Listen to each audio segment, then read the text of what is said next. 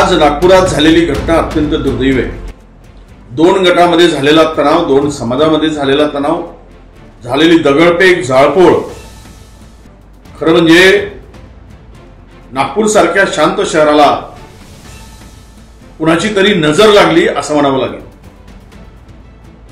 दुर्दैवानं पोलिसांनी वेळीच हस्तक्षेप करून आणि भूमिका बजावून नागपूर शांत करण्याचा प्रयत्न केला। या सगळ्या परिस्थितीमध्ये पोलिसांनी वेळीच धाव घेतली, परंतु मुळात ह्या घटनेसाठी जबाबदार कोण? खरं तर नागपूर शांत असलेल्या नागपूरला अशांत करण्याचं काम कोणी केलं याच्या मुळाशी जाण्याची आवश्यकता आहे।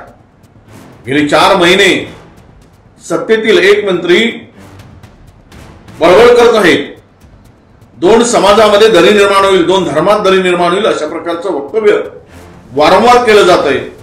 त्यावेळेस त्याला वेळीच बळबळ्या मंत्र्याला आवर घालण्याची आवश्यकता होती आणि कबरीचा वाद जाणून बुजून निर्माण करण्याचं काम झालं। इतिहासाला तोडून मोडून पुढे आणण्याचं काम केलं गेलं। कबरीचा वाद दोन समाजामध्ये, दोन धर्मामध्ये तेढ निर्माण करणारा ठरत असेल तर अत्यंत दुर्दैव आहे। 400 वर्षापूर्वीची कबर, यातून काय साध्य होणार? ती कबर ठेवली काय, नाही ठेवली काय, कुणाचा त्यामध्ये फायदा होणार आहे, कुणाचं नुकसान होणार आहे? त्यामुळे कुणाची चूल पेटणार, कुणाची चूल विझणार याचाही विचार करण्याची आवश्यकता आहे। मी सर्व जनतेला आणि माझ्या सरकारला सुद्धा आवाहन करू इच्छितो की तुम्ही ही कारवाई करत असताना त्याचा उद्रेक कुठून झाला आणि त्याची सुरुवात कुठून झाली आणि जो जो यामध्ये दोषी असेल, अशांतता पसरवण्यासाठी, दंगल घडवण्यासाठी, हे वातावरण दूषित करण्यासाठी, जाळपोळ करण्यासाठी त्याच्यावर कारवाई झालीच पाहिजे।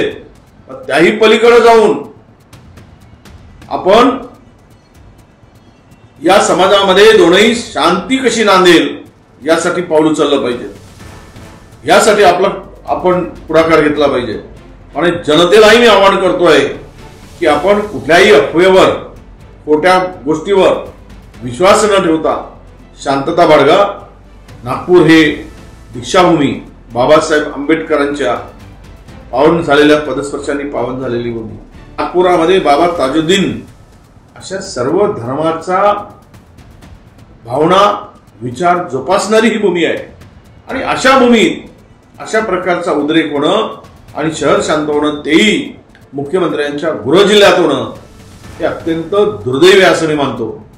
आपण सर्वांनी या घटना जी झाली ती झाली, पण यापुढे तरी आपण शांतीच्या मार्गाने सर्वांनी जावं आणि कारवाई कोणीही किती मोठा असो त्याच्या तळाशी जाऊन ही कारवाई व्हावी अशी अपेक्षा सुद्धा मी या निमित्तानं करतोय आणि जनतेलाही आवाहन करतोय, आपण शांतता ठेवावी।